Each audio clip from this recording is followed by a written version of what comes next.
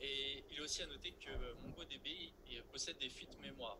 Voilà, s'il y a beaucoup de suppression d'informations, la mémoire n'est libérée que par des requêtes manuelles ou par un redémarrage de la base de données. Donc c'est pour ça que c'est pas pratique.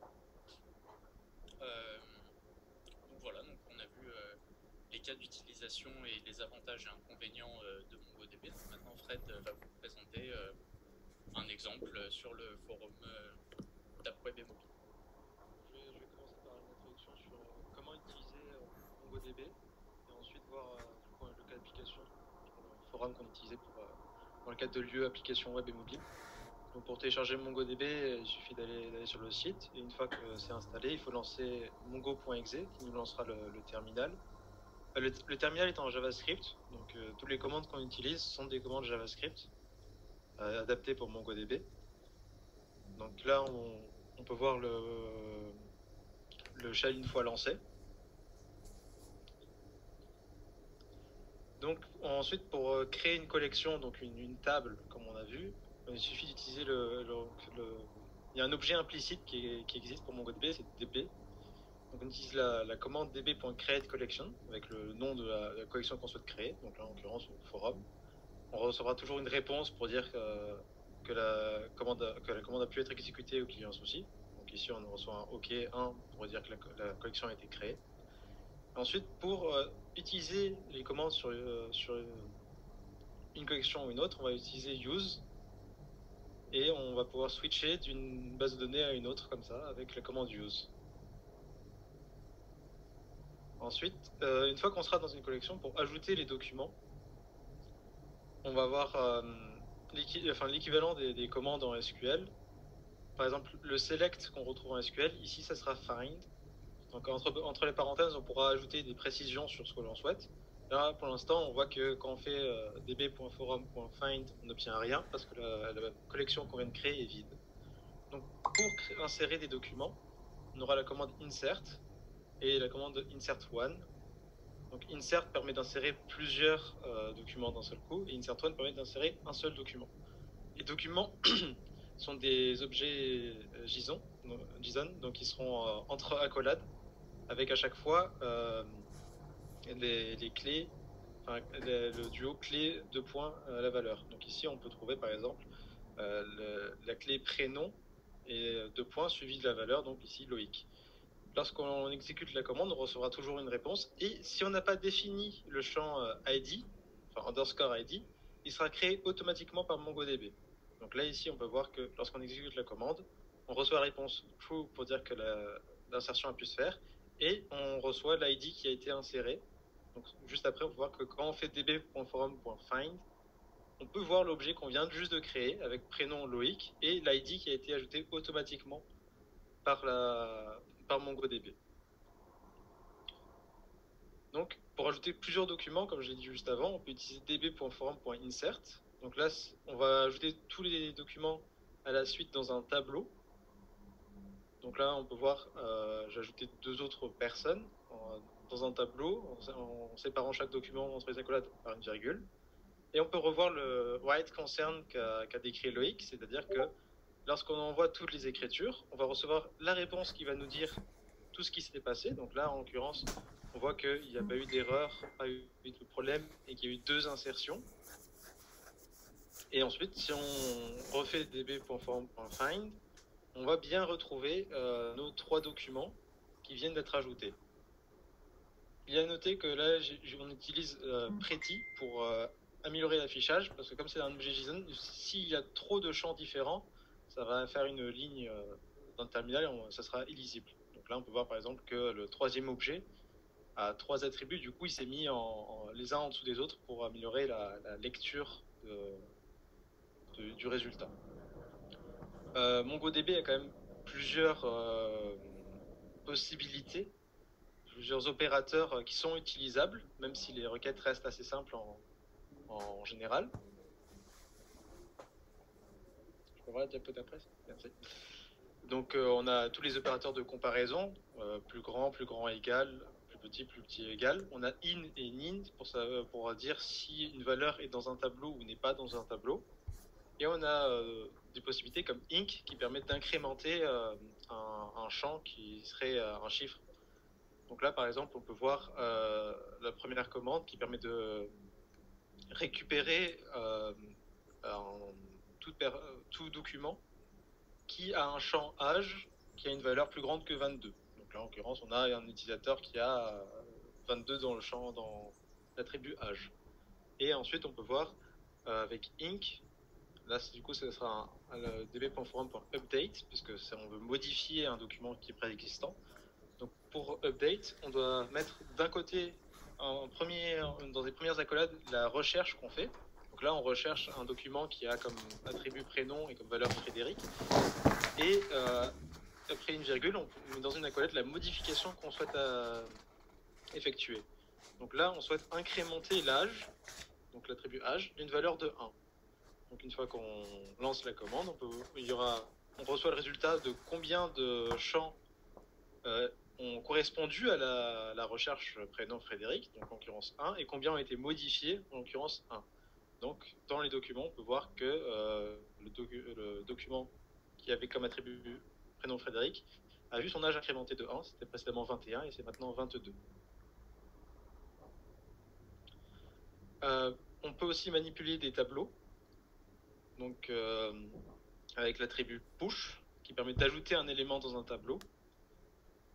On peut voir ici, par exemple, j'ajoute dans un document, dans un tableau dans un attribut qui s'appelle topic, j'ajoute un élément dans le tableau de ce même attribut. C'est un document dans un document, un sous-document qu'on peut faire pour réduire le nombre de jointures, puisque les jointures en MongoDB sont très dures à faire, ou très coûteuses du moins à faire.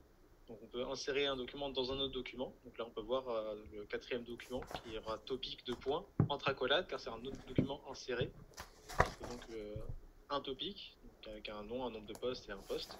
Et parmi les postes, on a un tableau et on peut y ajouter les valeurs. Donc en l'occurrence avec push, j'ai ajouté un poste qui aurait une date et un texte. De même avec les tableaux, on a la valeur pool qui permet lui de retirer un poste. Il y a une attention à faire, c'est qu'en MongoDB, il peut facilement y avoir de la duplication de données. Et il faut toujours être très précis sur la donnée qu'on veut supprimer. Là, par exemple, je l'ai fait. Il faut toujours faire attention à ce qu'on supprime. Là, j'ai précisé la date et le texte. Mais si un autre poste correspondait à cette description, les deux auraient été supprimés. Donc ensuite, si on veut supprimer un document, on pourra utiliser delete one avec la description du document de la même manière. Delete one permet d'être sûr de ne supprimer qu'un seul document. Et si on veut supprimer toute la collection, on utilisera db.forum.drop pour supprimer tous les documents de la collection. Il y a beaucoup d'autres fonctions possibles avec MongoDB. Elles sont toutes disponibles dans la documentation de MongoDB qui est très détaillée. Donc là, on peut voir la documentation. Et ensuite, pour appliquer MongoDB au forum, avec un backend en JavaScript, comme on a dit, MongoDB est en NoSQL, donc c'est pas une base de données relationnelle. Donc le schéma qu'on a utilisé avec des tables pour utiliser le forum, il devient obsolète. On ne peut pas se baser sur le même fonctionnement. Il faut penser différemment en NoSQL. Donc pour ça, on va créer des documents avec certains attributs. Comme on a dit, la recherche elle est lourde en MongoDB parce que tous les documents sont à la suite. Il faut analyser tous les documents. Donc on va regrouper les données pour réduire le nombre de recherches. C'est-à-dire qu'on va faire deux types de documents qui seront plus ou moins des utilisateurs et plus ou moins des matières, donc qui auront des attributs prénom, password et les matières suivies. Et de l'autre côté, les matières. On choisit en SQL, on séparait matière, topic et poste. Mais ici, comme la jointure est très compliquée, si on cherchait depuis une matière accéder aux postes qui correspondent, il faudrait faire beaucoup de jointures. Et les jointures en MongoDB sont très lourdes à faire puisque c'est une requête à chaque fois pour récupérer les valeurs et aller plus loin. Donc on décide de mettre les postes et les topics dans la matière directement, en sous-document comme on a vu juste avant. Alors il y a une limitation à ça, c'est que du coup, si jamais on dépasse les 16 mégaoctets de la taille d'un document, il faudrait revoir complètement le système et par exemple sortir les topics de la matière, ce qui serait très lourd à faire et très compliqué, parce qu'il faudrait modifier toutes les matières qui existent si le forum prenait trop d'ampleur. C'est un choix à faire, mais il faut faire attention à la taille que peuvent atteindre les documents. Donc pour créer le forum, on va par exemple ajouter des matières. Donc pour ça, on va créer des documents qui auront le nom, le topic. Donc le topic sera un tableau de sous-documents. Donc ici avec des topics comme conjugaison et orthographe. On va pouvoir les ajouter. On va pouvoir ajouter une seconde matière qu'on appellera les maths. Donc tout ça là, on l'a fait dans le terminal directement. Mais comme j'ai dit, le terminal est en JavaScript, donc on a la possibilité de tout écrire dans un fichier JavaScript et de charger pour que tout se fasse en même temps avec la commande load. Mais là, on a tout fait dans le terminal. Donc ensuite, on peut voir en faisant find pretty qu'on avait toutes les valeurs. Il pas passé trop vite. Voilà. Donc là, on peut voir les topics qu'on a créés. Et donc maintenant, on peut rajouter les utilisateurs. Donc on va retrouver ce qu'on a créé tout à l'heure, mais cette fois-ci, on met un champ prénom, un champ password, un champ mot de passe. Enfin, un champ password et un champ âge. Après, il faut voir qu'on pourrait ajouter autant d'attributs dont on a besoin pour définir. On pourrait rajouter le nombre de postes qu'a écrit un utilisateur. C'est très malléable, on pourrait faire ce qu'on veut. C'est très compliqué de passer du SQL au NoSQL, parce que c'est un changement complet de la manière dont on pense la base de données.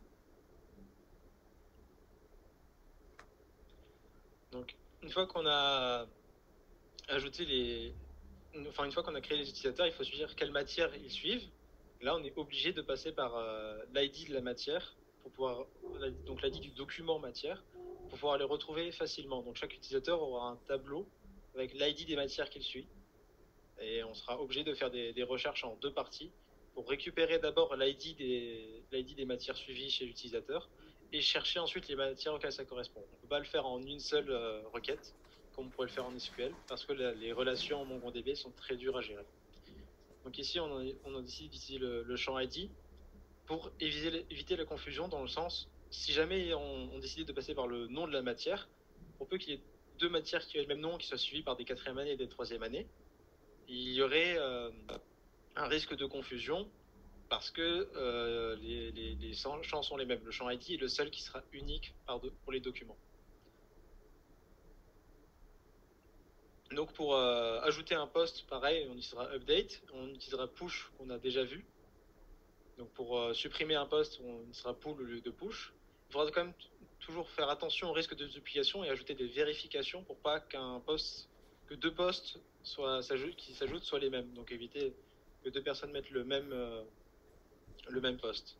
Donc là on peut voir que le post a été ajouté.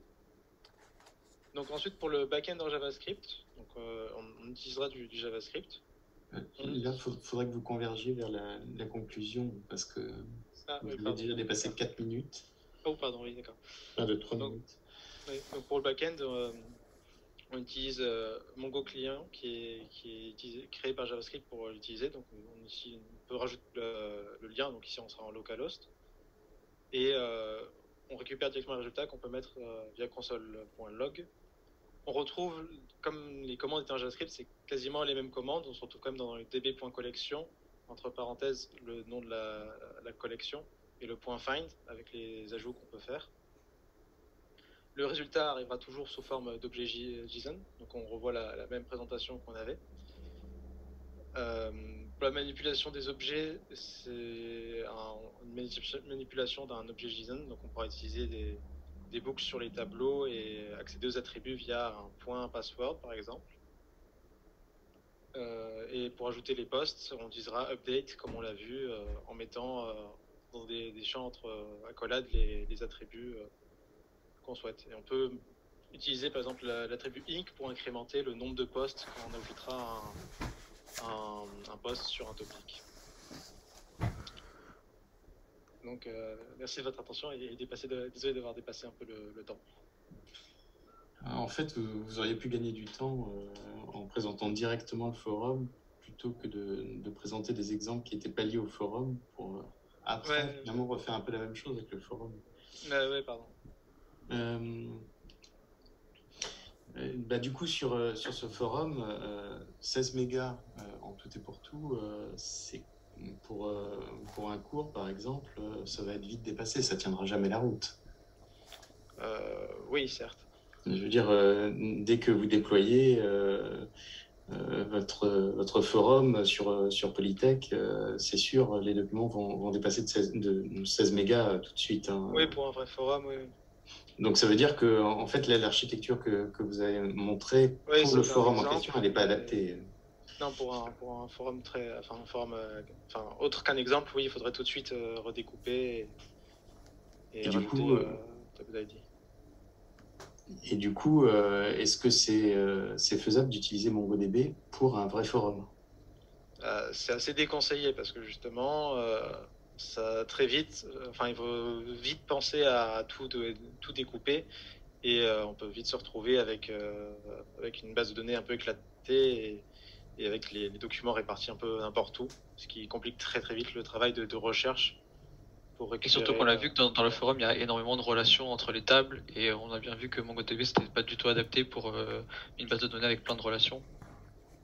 D'accord. Donc en fait, ce que vous suggéreriez, c'est plutôt d'utiliser SQL pour faire des forums. SQL et du coup avec les triggers comme on vient de voir juste avant qui avait l'air d'être plutôt efficace.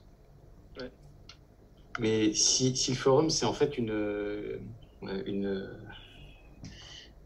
c'est un vrai succès, et vous avez tellement de posts que vous avez 10 teraoctets de data dans votre forum. Est-ce que SQL, c'est encore le bon choix ou c'est plutôt MongoDB le bon choix? Dans ce cas-là, du coup, peut-être plutôt MongoDB s'il y a énormément de données, mais il faudrait vraiment réfléchir dans ce cas-là à une structure efficace pour que les requêtes soient faciles d'accès, quoi. Ok, et là, qu'est-ce que vous conseilleriez alors du coup comme structure? Du coup, il faudrait éclater les matières topiques et postes chacun en un document. D'accord. Parce que la seule chose qu'on aurait dans matière et topique, ça serait du coup un tableau d'ID vers les. Enfin, dans matière, on aurait un tableau d'ID vers les topics et dans topic, on aurait un tableau d'ID vers les postes. Et à moins du coup qu'il y ait. Enfin, si on arrive à un stade où il y a trop de postes pour un seul topic, il faudrait sinon inverser et mettre dans les postes un attribut vers le topic, mais ça rendrait la recherche encore plus compliquée. Et entre les cours et les utilisateurs, vous feriez comment? Pareil, vous feriez Pour savoir quel utilisateur suit quel cours? Oui. Oui, comme on a fait un tableau d'idées de matière suivie. Enfin, là, on parle en collection. Vous avez une collection utilisateur, une collection cours, et vous feriez aussi une collection cours suivi, c'est ça? Pourquoi pas? C'est une question. Comment vous feriez?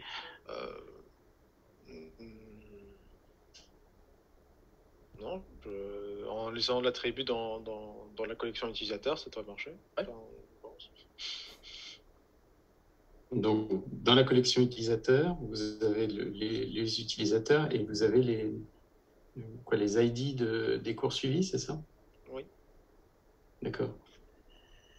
Parce qu'en fait, c'est un vrai design, effectivement, qu'il faut faire pour sauvegarder le forum dans de bonnes conditions en MongoDB.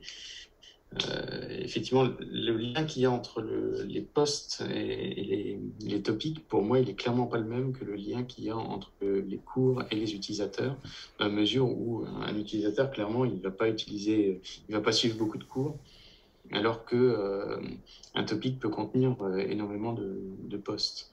Du coup, la manière de sauvegarder ça dans MongoDB n'est pas la même. Dans un cas, on va mettre un tableau et dans l'autre cas, on va faire des jointures. Et justement, les jointures, alors vous disiez que c'était coûteux et vous ne nous avez pas montré comment on fait une jointure Non, j'ai pas mis d'exemple de jointure, c'est vrai. Du coup, pour faire une jointure, il faut récupérer dans un premier temps, par exemple, pour l'utilisateur et les matières, si vous voulez faire une jointure, il faudrait récupérer dans une variable les matières suivies d'un utilisateur. Et ensuite, avec une boucle, aller chercher pour chaque ID du coup de matière suivie la matière qui correspond. Donc il faudrait faire une boucle sur un tableau qui contiendrait toutes les matières suivies enregistrées dans une variable. Donc en fait, c'est côté client qu'on fait le truc, qu'on fait la jointure, c'est ça? Les deux sont possibles. Il me semble qu'on peut faire côté serveur et côté client. Et alors côté serveur, comment on fait? Côté serveur, il me semble qu'il faut utiliser les MapReduce. J'ai pas très bien compris comment ça marchait. En cherchant comment faire, j'ai pas très bien compris comment marchaient les MapReduce. Mais normalement, c'est des fonctions qui permettent de faire le tri côté serveur. Alors, en fait, côté serveur, vous avez un opérateur qui vous fait la jointure. Ah. L'opérateur s'appelle lookup. Ah, je l'ai pas du tout vu celui-là. Dans mes recherches, j'ai rien vu sur lookup. Et je pense que c'est plus optimisé d'utiliser lookup que de faire une boucle côté client. Oui. Dans toutes mes recherches, j'ai rien vu sur lookup. Vous regarderez, vous verrez que ça existe. Oui, je vais regarder. Ok, on va s'arrêter là sur MongoDB. Merci pour votre présentation. Et on va changer radicalement de NoSQL dans le prochain exposé avec Neo4j.